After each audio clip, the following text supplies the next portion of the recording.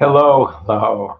Good to be here tonight. We're going to be talking about the steps these next few Tuesdays. We can call it Tuesday night recovery. So look for those streams.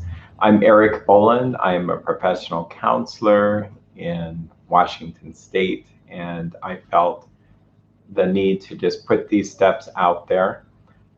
Here's a disclaimer. In 12 steps, communities, we never really speak for any of the communities because, it's just a principle. So I'm not representing Alcoholics Anonymous or any other 12-step program.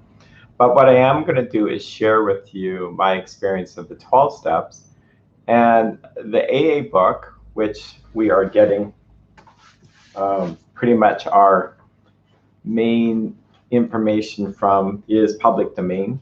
So that's pretty safe to be able to, but it won't be just reflective of Alcoholics Anonymous either. It's going to be my own experience of how it relates to recovery in general, as a person in recovery as well as a professional in recovery. So it's going to be simple.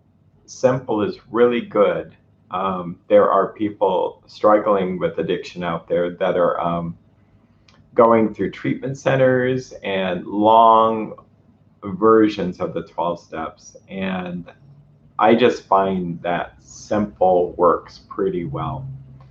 In the early days of recovery, there was these Oxford groups. Oxford groups were a spiritual group that was para-church, meaning it was alongside of churches in America. And they had 4 basic processes. The first process was surrender. They felt that you had to have absolute surrender to get better.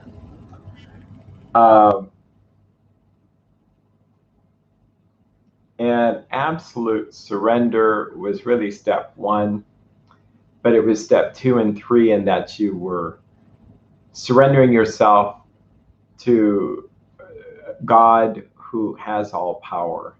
And unlike therapy where you just try harder and you think things through and you analyze, and it presupposes that you can just stop or you can do anything.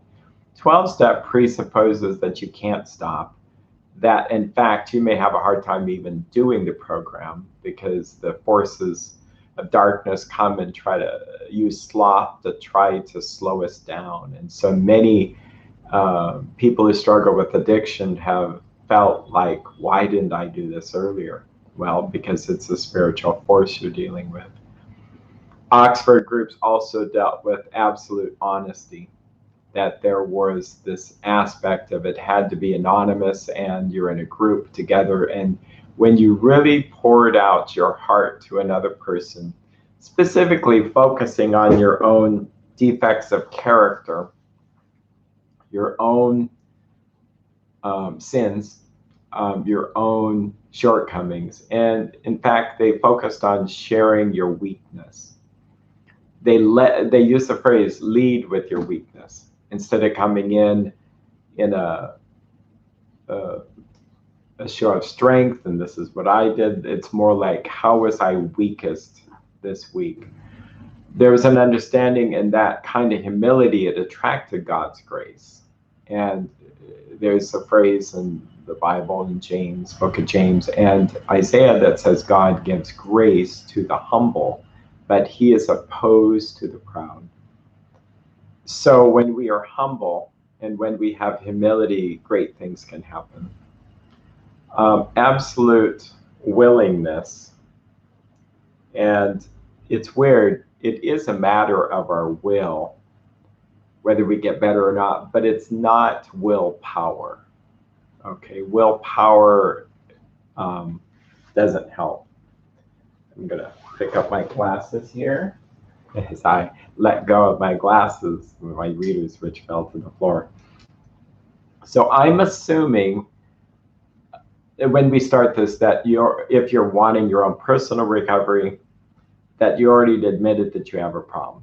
And I'm assuming that you've already had enough consequences or pain and suffering that you want help, you're willing to take the steps. So we're not going to really go into all that. In real life, a lot of times people come to my office and they're not really ready to take the steps because they're still trying to figure out whether they have an addiction or not. I'm presupposing that you're motivated, that you want to get better and you just do not know what to do. And that's what these live streams will be about, and that you have a willingness to just do it. I will say that there's opportunities for healing, and it's an opportunity and it doesn't last too long.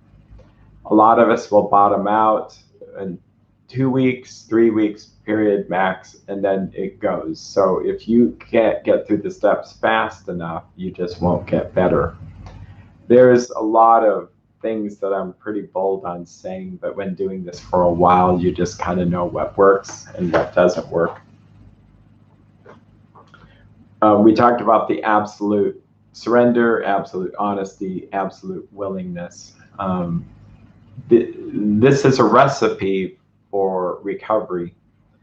What's interesting is some recipes aren't really forgiving. And so if you're cooking, if you leave out eggs in a cake, it's not going to turn out the same way.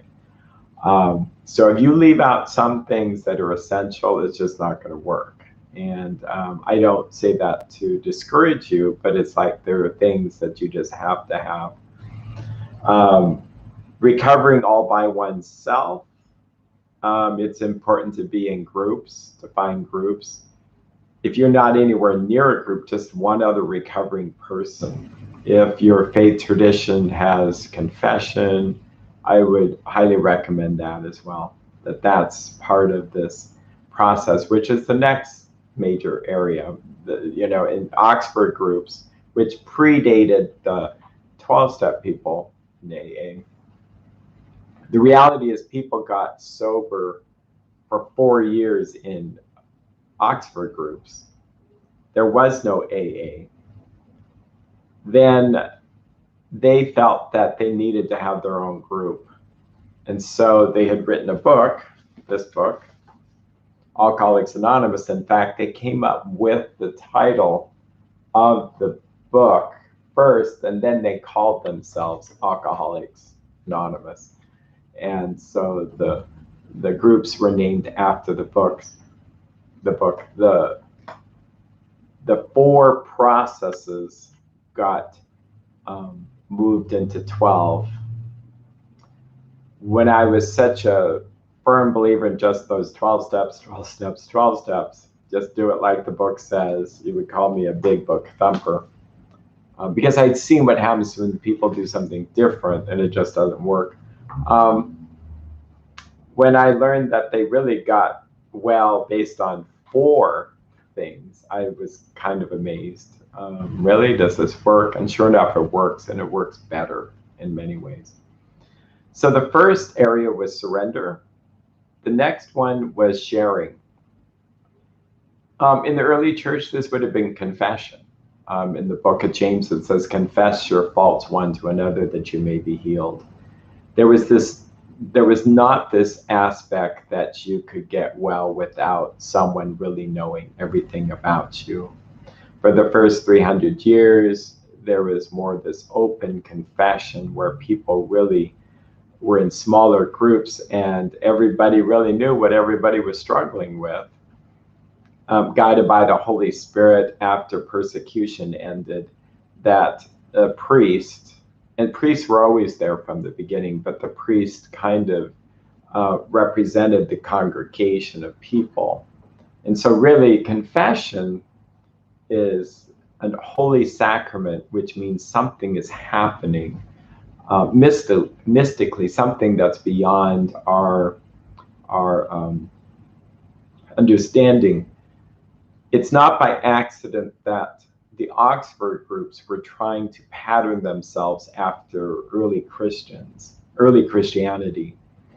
There were many Christian churches at the time when alcoholics were struggling left and right. In fact, it was really bad. They were locked up in insane asylums. at the time, the law could come in and really certify someone as, we're going to take care of you, kind of legal codependency. The medical people had their chance to help heal these people with medication. Some things haven't changed. People got well in Oxford groups through this process. What's vastly different is this was not about getting more head knowledge. This was about practicing steps, practicing principles. It was Christianity was something you practiced, then you got insight. Most of us are so geared towards get me more information, read another self-help book and I'll get better. So this book is more of a to-do thing, and anywhere in the book where it says this is what we did or how did we do this, that's what you do. And if you do it, it works. So you'll hear the phrase work the program. The problem is that feels like we're doing the work and we have the power. I will actually say the words, experience the program, but I have to experience it by doing something. The third area was making amends or restitution. There was a firm belief that something that was missing in Protestant Christianity was this idea that people, when they really harmed one another, that they really didn't have confession like Catholics or Orthodox. And so there was really no confession in America. I mean, it's not that they didn't, but it just wasn't prominent. And then you could have hurt someone or sinned against someone, and then, oh well, you just somehow pray and ask God to take it away, and you're good to go. The early church taught that really, if you didn't solve those things, resolve, make amends with your brother or sister, you were to take your gift from offering to the Lord and go back and make amends. Without making amends, you won't have much grace. And we'll talk about grace. Grace is this power of God, this supernatural divine energy. Often it gets confused with this idea that it's unmerited favor and that it's something that gets us out of hell.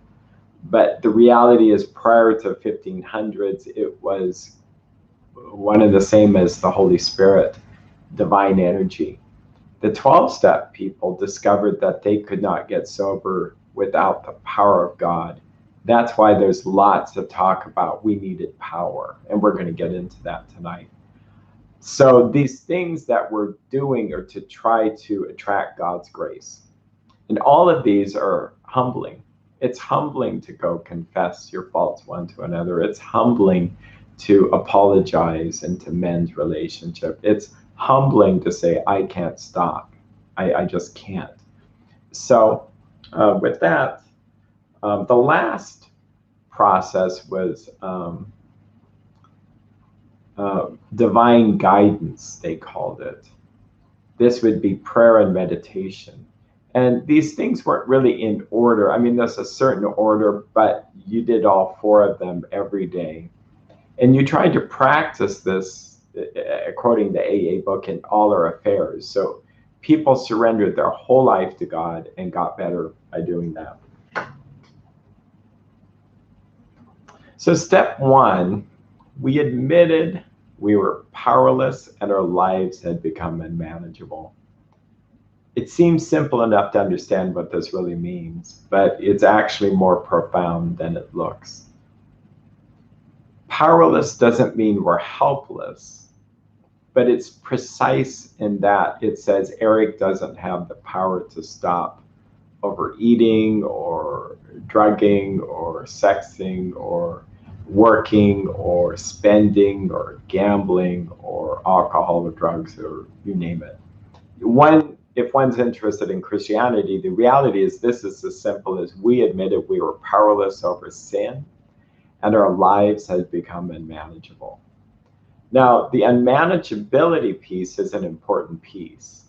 I could admit that I can't stop drinking, But unless I connect the dots that drinking is harming me, it's harming relationships, it's hurting relationships with others, it's hurting my health, finances, then I'm not going to get better. And I'm really not doing step one. There's a sense that the addiction is so sneaky, so deceptive, it will do anything than have us think that there's any connection between my depression or my anxiety and the medications I'm using or drugs I'm using or whatever. I have this a lot.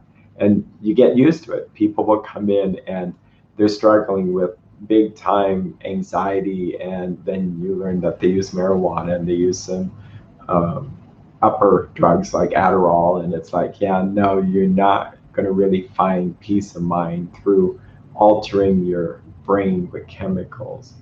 I know that some people need medication, and that's a different thing, but I don't think ultimately chemical peace of mind really works that well, and that's for another topic. But the short story there is your brain quickly adapts to them, and really it's a spiritual problem, which we'll get into. So unmanageability is important because we have to understand that if you know, let's go with the sin aspect. What brings people to God when they realize I have these sins, these passions that are harming me. The word passion means to suffer. The problem is when we use the word passionate, we think, oh, it's a good thing. But the reality is that no, it feels good for a while, but in the end, it really harms us. When we get to that place where I can't go anywhere else, there's no hope for me, we're powerless, and I now know what's the root of this, which is these addictions, then I'm at a place recover. So that's as simple as step one. Let's look at some passages from the AA book. I will post these in the description, but I'm going to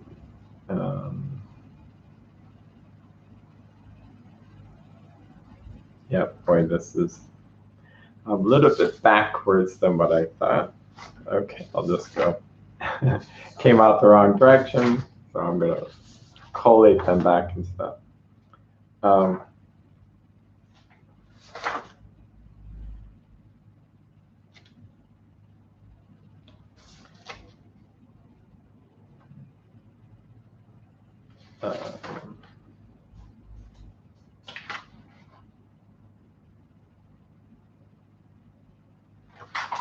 Well, I'll just start reading some of these. Yeah, okay.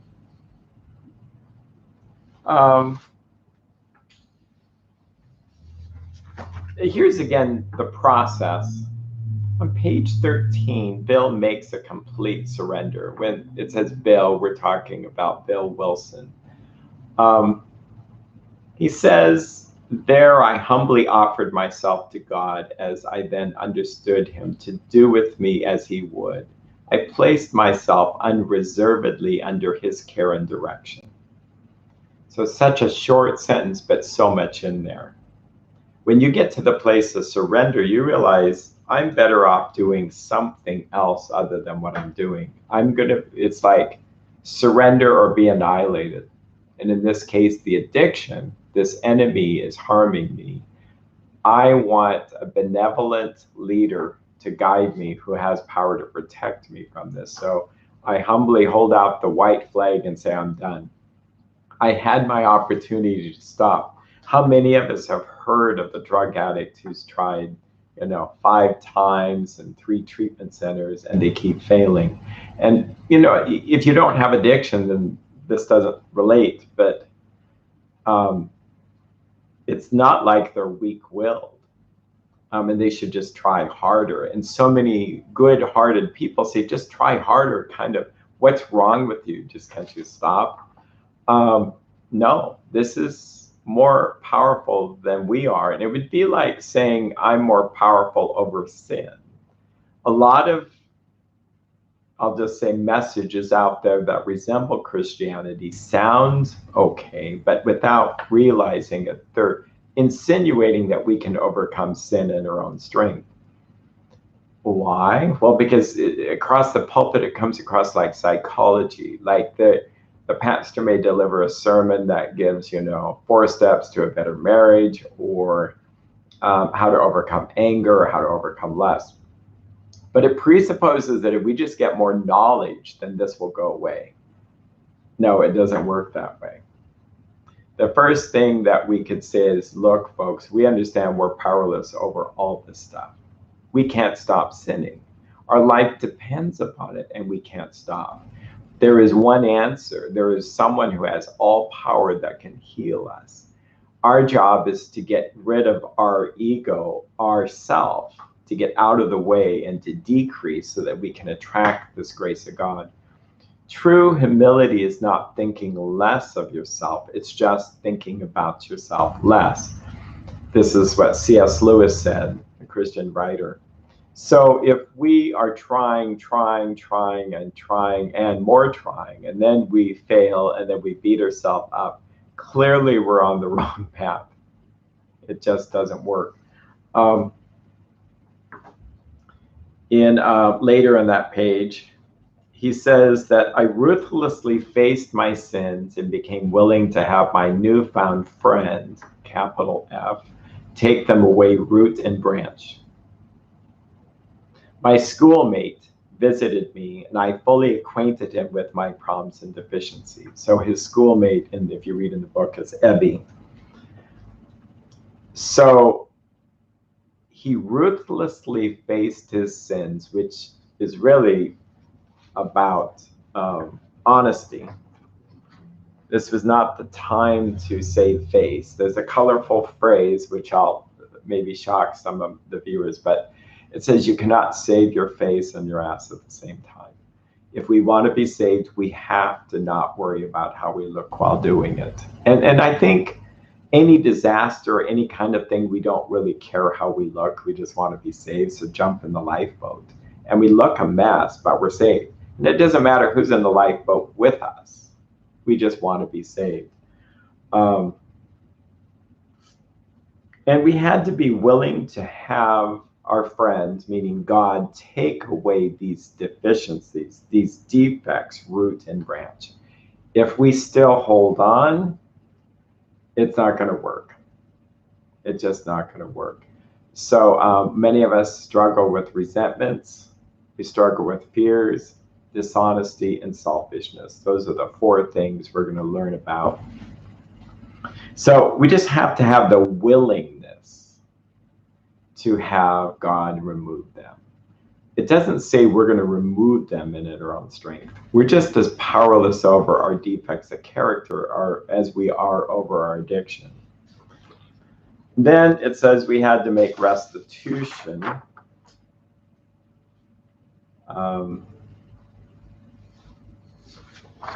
Let's see. Bear with me. Well, I'll just share what restitution is that we had to be willing to face the wrongs we had done to others. And that's what Bill, in that section of the book, in a short way, it just talks about this is what we did. We went to everybody that we had harmed. We made a list of everybody we had harmed and became willing to make amends to them all. When we get to that section, there'll be more precise instructions. But the gist of it is that in making amends, we don't make things worse by doing something that would harm us or other people. So sometimes our amends are indirect. Sometimes the people we have harmed have passed on into the next life. So how do we do that? Well, there's specific things you can do. But the willingness to go to that brother or sister and say, I'm so sorry, I sinned against you, I lied to you, or I took money from you, or I have a problem with drinking, I have a problem with gambling. and to really fully get what we did. And it's not a I'm a bad, woe is me kind of thing, because that would be still an obsession with self. And then the last thing we do is we prayed in a way that brought about some kind of connection with God.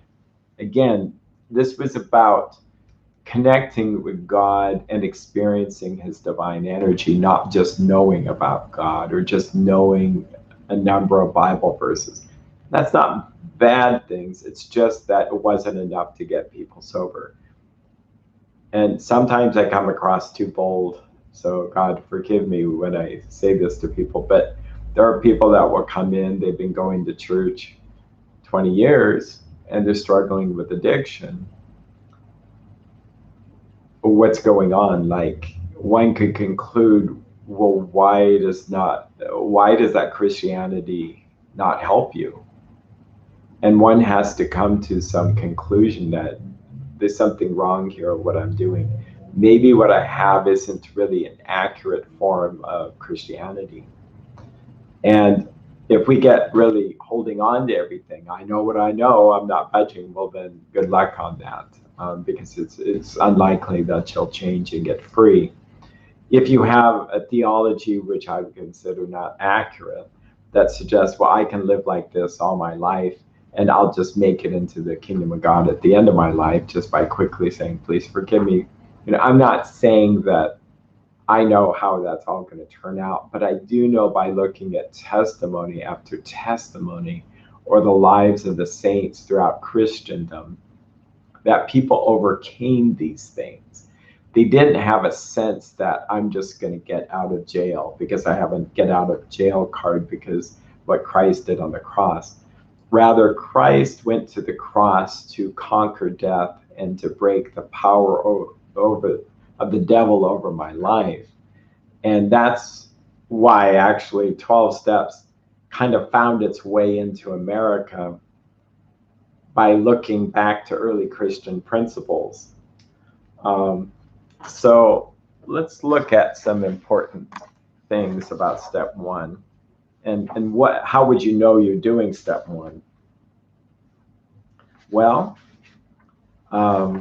step one involves in our innermost being. It says, if you can concede. There's a lot of talk about people conceding these days, and I don't want to go there, but I bring it up specifically because it actually has to do with surrender. It fits. In page 30, the middle of the page, it says, we learned that we had to fully concede to our innermost selves that we were alcoholics. This was the first step in recovery. The delusion that we are like other people, or presently maybe, has to be smashed. So one of the roadblocks for a lot of people who struggle with addiction is the label. Like, I don't want to be labeled an alcoholic or a compulsive overeater or a sex addict or a compulsive gambler. Like, why can't I just go to meetings and just call it good? I would say go to meetings and call it good. I think, though, we don't label ourselves a sinner or label ourselves that I can't eat like just average people eat if one struggles with gluttony, or I can't work and call it good. There seems to be something that I get too much energy from and it numbs me. And yeah, I've had a heart attack, but then at the hospital, I'm on my laptop. That's a problem. And so there seems to be something very valuable to identify yourself as having the problem. And going to meetings helps you identify that problem quicker. You can read a list of symptoms, but it's not the same thing to be in a room with other people who struggle the same way. And it's a great, simple assignment. Go to meetings. If you go and you find that you connect with people and you have a lot in common, then it helps you self-identify as I'm one of you.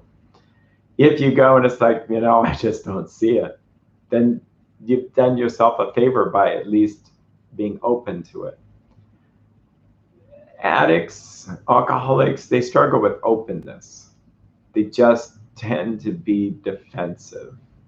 Yeah, it's just one of the traits of it. Once you say that that's how addiction is, then it helps you go, yeah, I tend to be defensive, so I'm going to have to be working hard at being more open.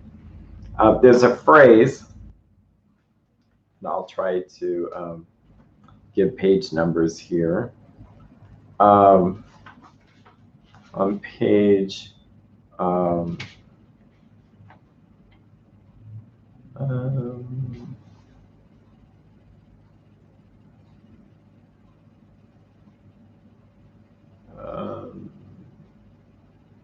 well, the bottom of page 58, it says that some of these we balked.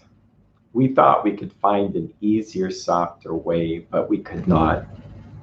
So what is he talking about? He's talking about the steps. In fact, I'll jump to the beginning. This is really an important passage. At almost any 12-step meeting you'll ever attend, they're going to read page 58. And a good place to start is page 58 to 88. If you want a big chunk of reading, it's just 30 pages. They're very powerful pages. But it says, rarely have we seen a person fail who has thoroughly followed our path.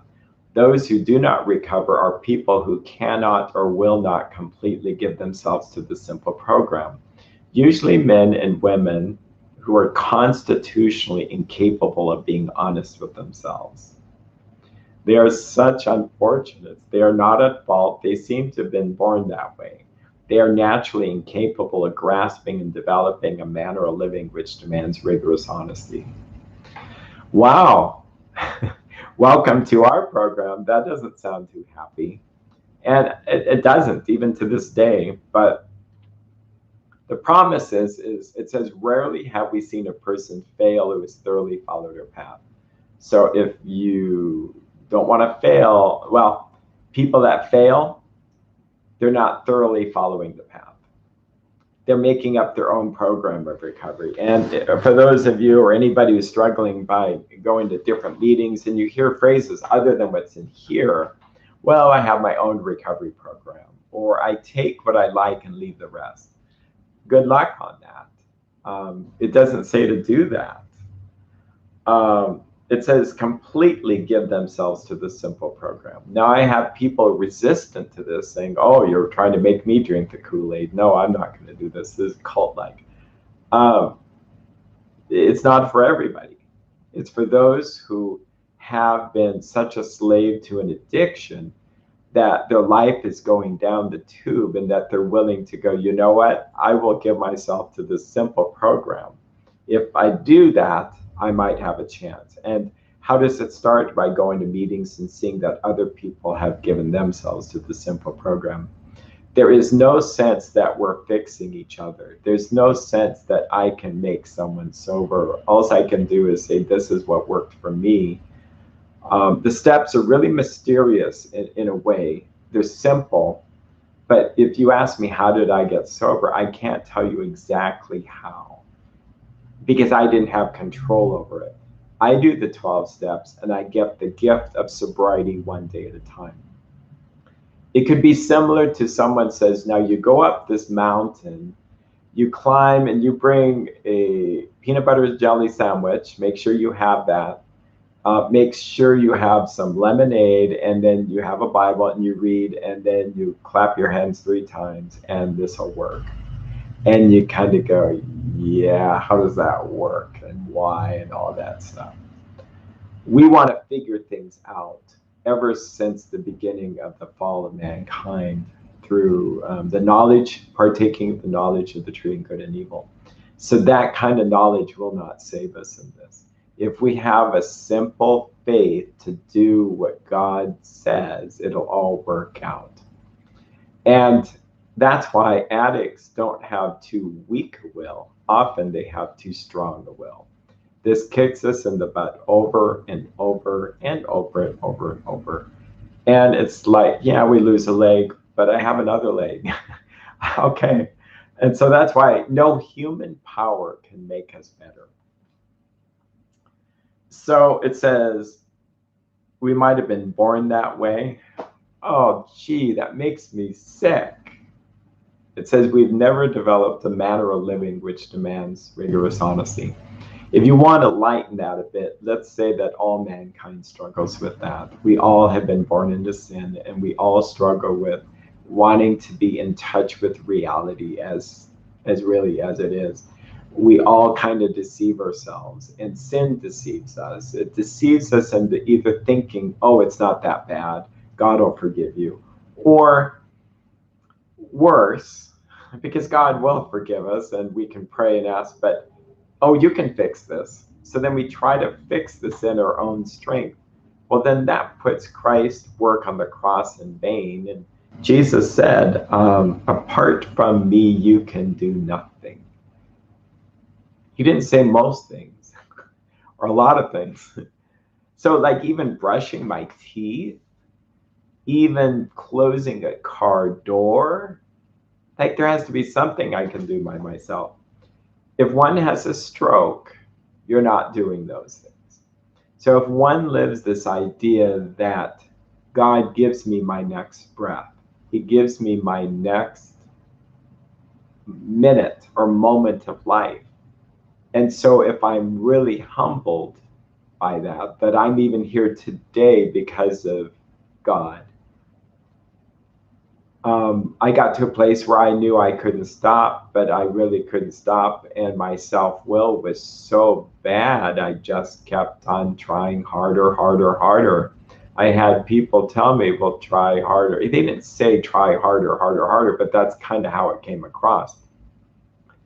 Not everybody gets this. And I'm not trying to say that's a judgment. It's just, my experience is that you have to be careful who you listen to when getting recovery from this, because they could be telling you something to try harder. For years, people want to read like 12 steps and, go to meetings and some other book. And it's like, I used to be more neutral. It's like, if that book is not 12 step, it may be telling you the exact opposite. They necessarily wouldn't believe me. I would just pick a phrase out of it and said, do you realize that presupposes you have the power to do this? Okay.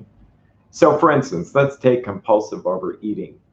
Almost every diet book out there, or diet plan or nutrition plan, presupposes you can do it.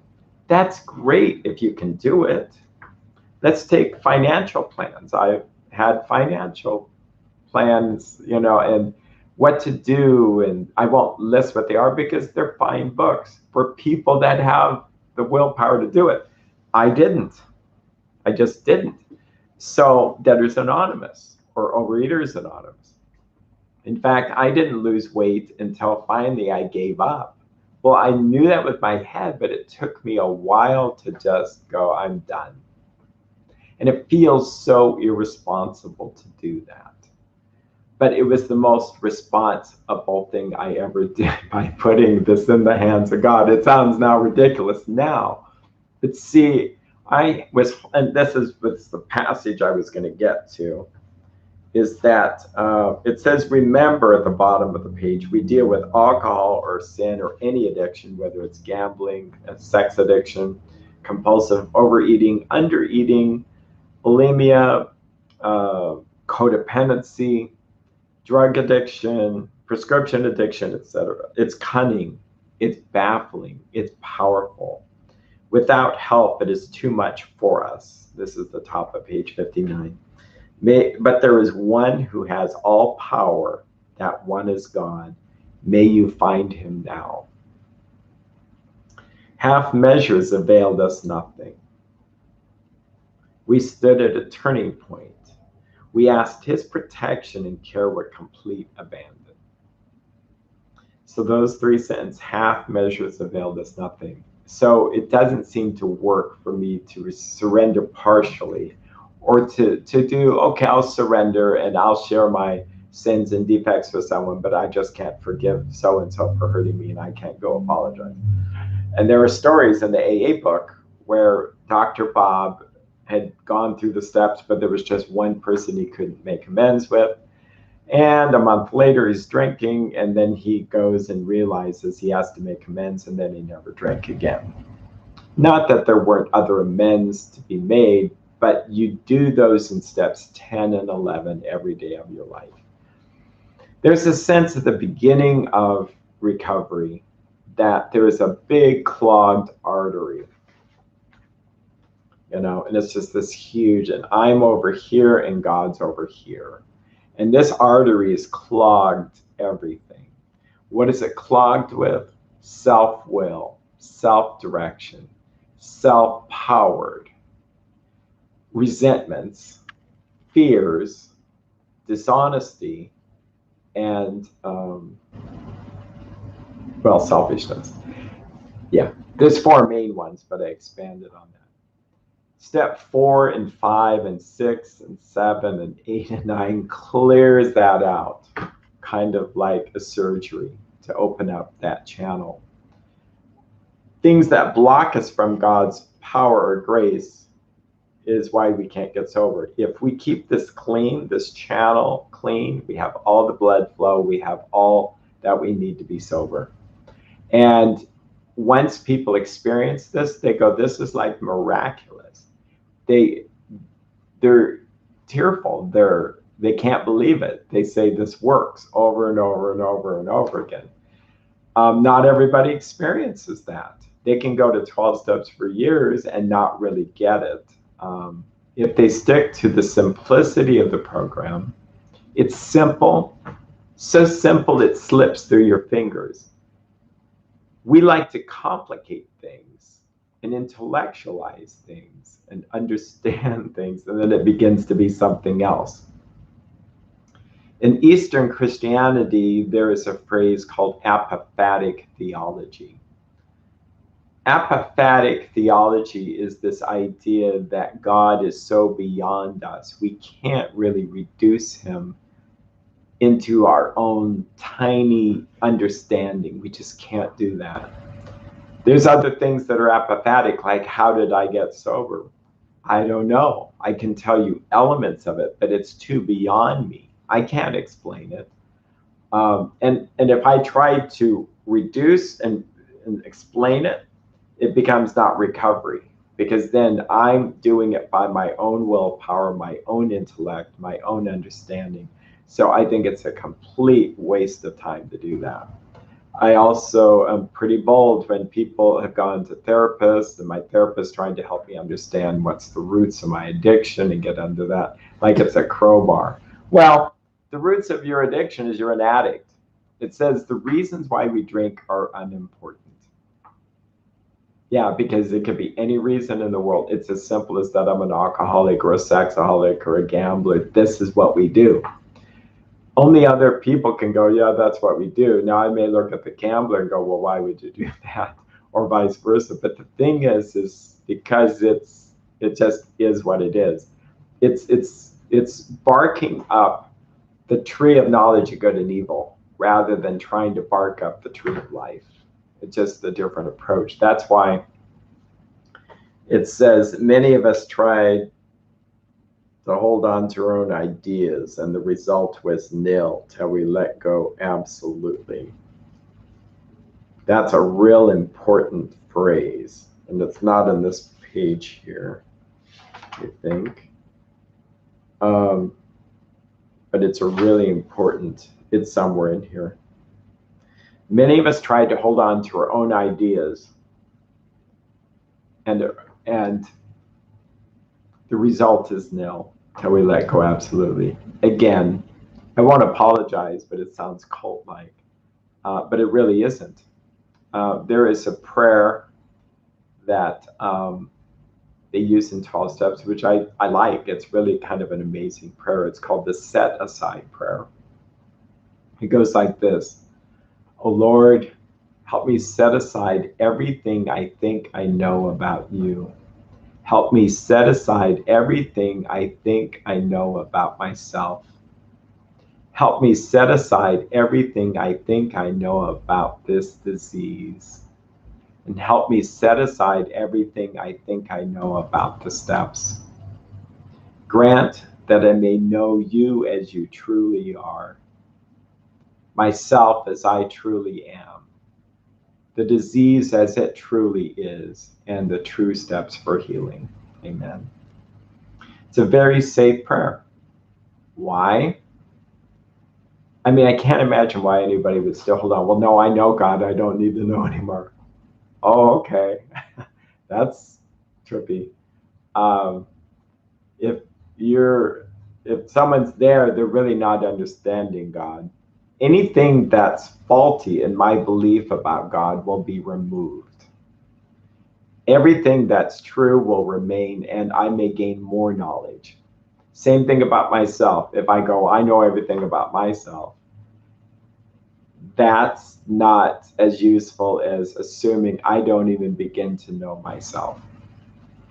There is an ancient saint, Saint Isaac the Syrian, who says it's greater miracle that a man or a woman can see themselves as they really are than even raising the dead. Because if we can really see ourselves, we can really change, we can really repent. If I really see that I can't stop using, or I really am this bitter, or I really am going down the wrong path, I can be saved. But if I think I'm seeing clearly, then I'm in trouble. By the way, I was going to start this process by admitting that I'm not really that good of an example of this. I'm excited about 12 steps, but God in his mercy forgives me every day, and I make mistakes a lot.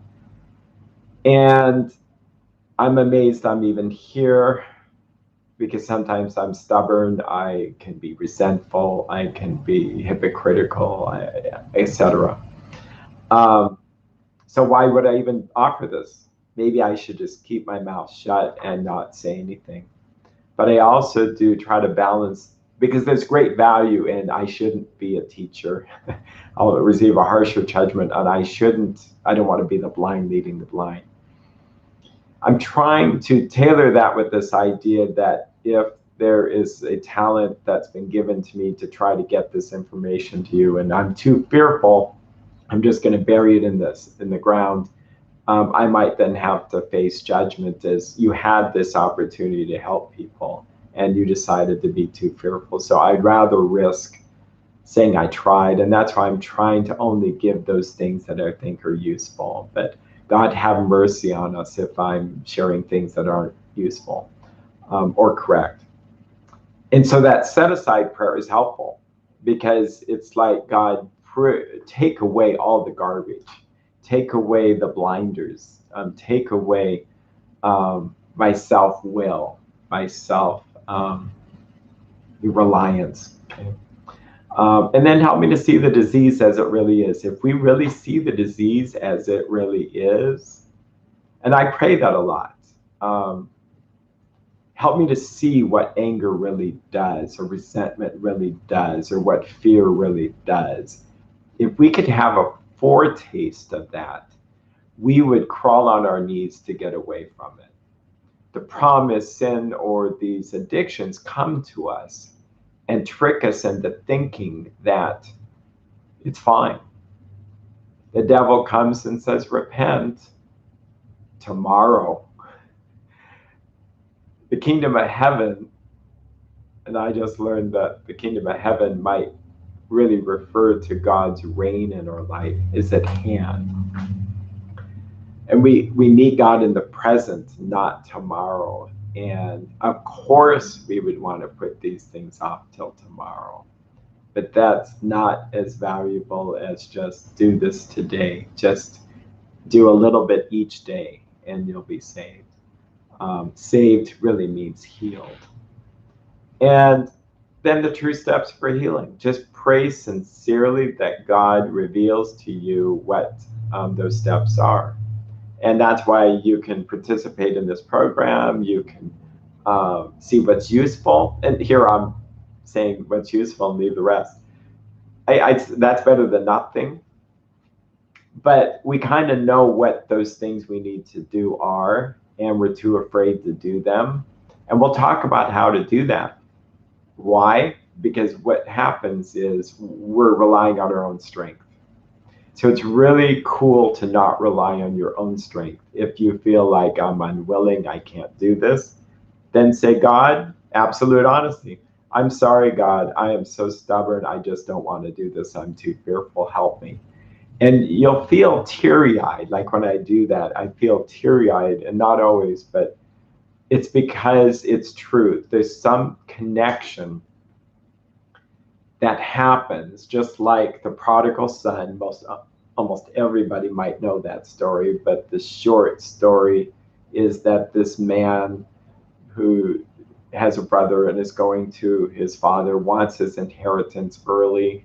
He's not even dead, and takes the money and squanders it in riotous living, women, wine, and song. He does that until he finds himself in a pigsty, eating the food that the pigs are eating, and realizes, it says it came to his senses.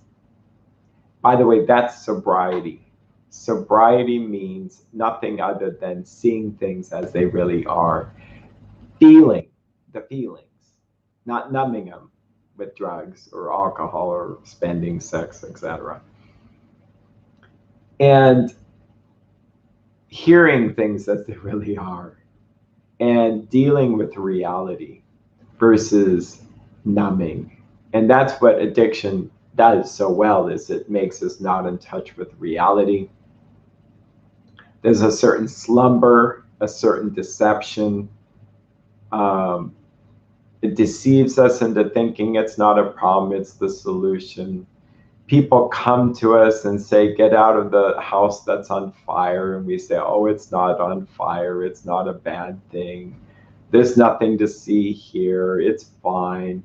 It's like, that's just denial. And denial, people get mad. And I've done my share in the past of getting mad at people at denial. But we have to be so patient and understanding. Because it's a sickness, it's a disease, it afflicts us. We don't know what we don't know. So the set-aside prayer really helps us. If we just have a willingness to let go, we get better. And there was another great saint, Saint Gregory Palamas, who prayed many years, I think it was 10 years, that says, God, enlighten my darkness. And it's a good, safe prayer. Just enlighten my darkness, those areas of my life where I'm dark. Please help me. Let's see here. John shares, had a question earlier, deleted everything except what? Oh, accidentally posted what? Sorry about that. Love the stream. Okay. I did see the what. That's cool. I appreciate the transparency there. I do that. I misspell things or do something and then feel like explaining myself. On page 60, now I did put up, I think, a PDF, but I will say it's really cool to get one of these books. It's tricky because it should look like this, and the page numbers will all line up if you get one of the real ones. But there are books now that are made by people who have no idea of recovery, and it's public domain, and so they want to make money. I suppose everybody does. Well, I can tell you, these people aren't really trying to sell AA books to make money. They're $14, half-price books, any kind of 12-step, or not 12-step, but used bookstore usually has these. Yeah. Oh, I see. Yeah. John says what? Well, he didn't add the question mark. That's okay. Actually, I think it's okay to be. Not that that's what I took it as, but I have said what many times. Now my pet phrase is whatever. And yeah, I think I'll show this. So my daughter was 18 at the time, and she's a sweet, sweet person, love her to death, but she would say whatever. And that was a phrase. Now I'm finding myself saying that because there's so much turmoil in the world. It's scary and there's all these things going on. But you know, the whatever is the short. I'm not saying this is a really prayer. You know, the best prayers are to say, God have mercy. But whatever, when I say it is God, whatever your will is, not mine be done. Whatever you want me to do the next moment. I feel maybe some pain or some suffering, whatever you want. Because if we do that, we will be so safe. We will have so much peace. We can't believe it. When our life is in our own hands, it's spiritual suicide. I work in a profession where, people take their own life into their own hands. And I realize people do that when they're just trying to run their own life. It's just suicide. It's just a slow suicide. So I try to not have my own life in my own hands. I was also thinking about hands that are fists, and I may make a video on this, but fisted hands, violence. Greedy, grasping, I want, is hands like this. AA uses a phrase, white knuckling it, meaning I'm trying not to use. It seems that the more closer I surrender to God, it's like open hands. Hands of praise, just whatever you want. And letting go. Letting go involves opening one's hands.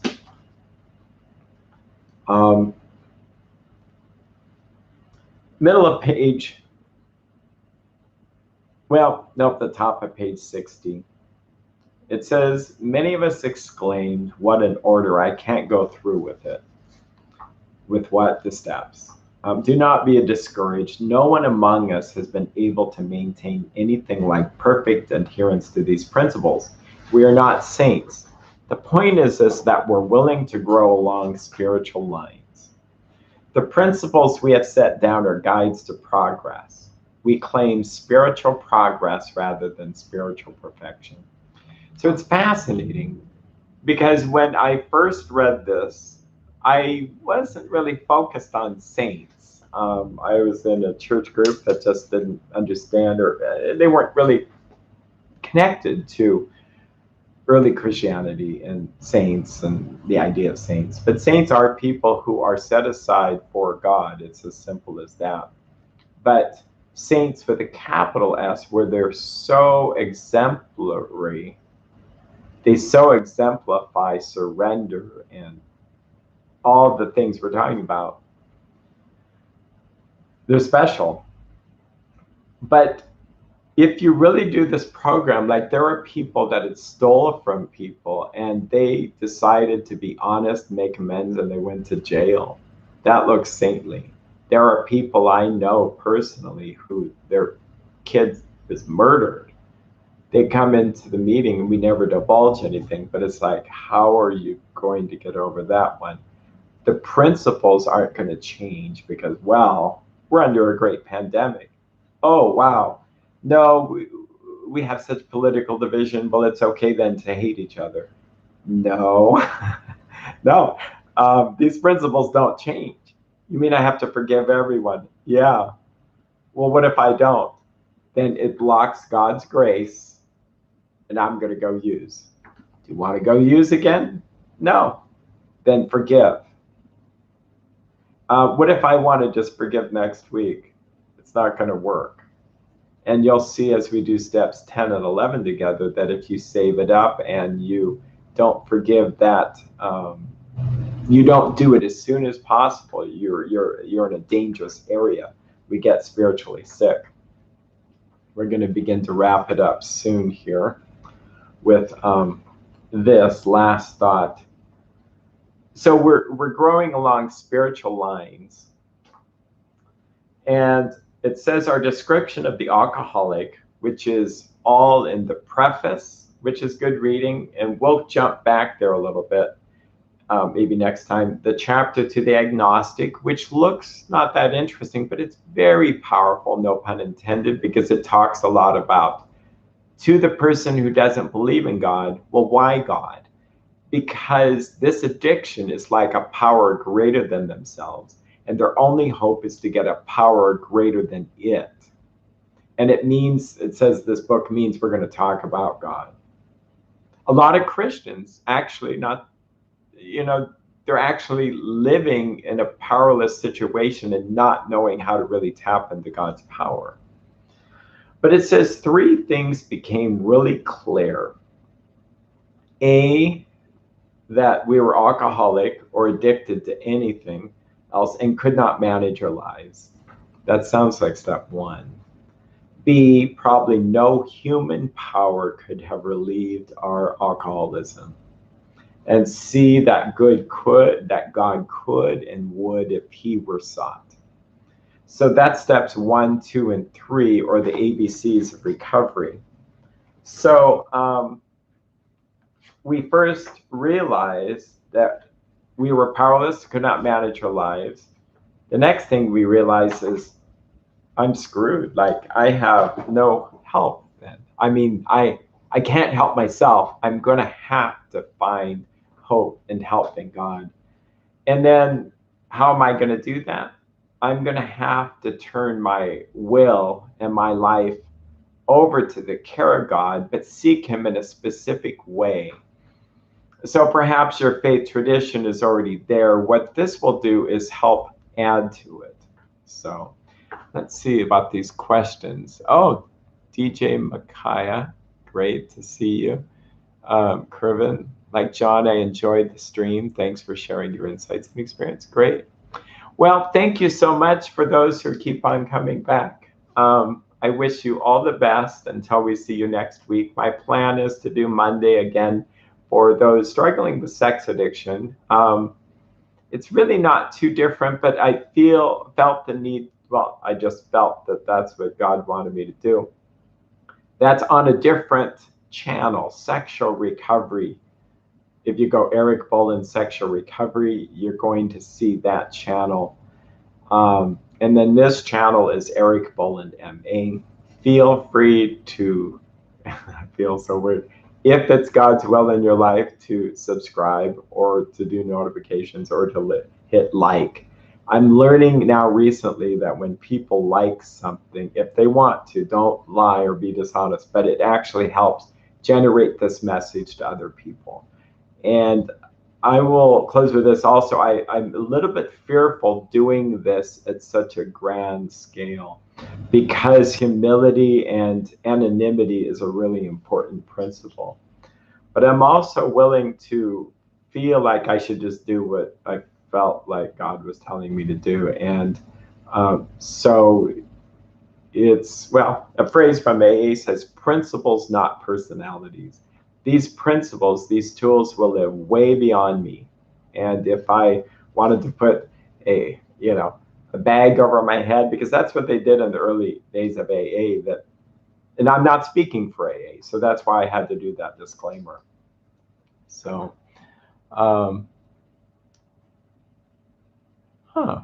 subscribe to Erik.